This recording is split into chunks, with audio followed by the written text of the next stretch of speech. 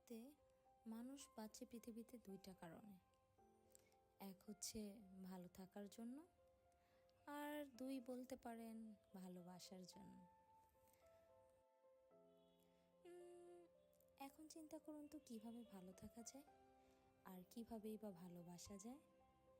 হ্যাঁ, ভালো থাকার অনেকগুলো উপায় আছে। এর মধ্যে যদি আপনি কিছু কিছু রুলসগুলো ফলো করেন তাহলে অবশ্যই আপনি ভালো থাকতে পারবেন। কে কি বললো, কে কি ভাবলো সেটা ভাবা ছেড়ে দিন, তাহলে আপনি অনেকাংশে ভালো থাকতে পারবেন।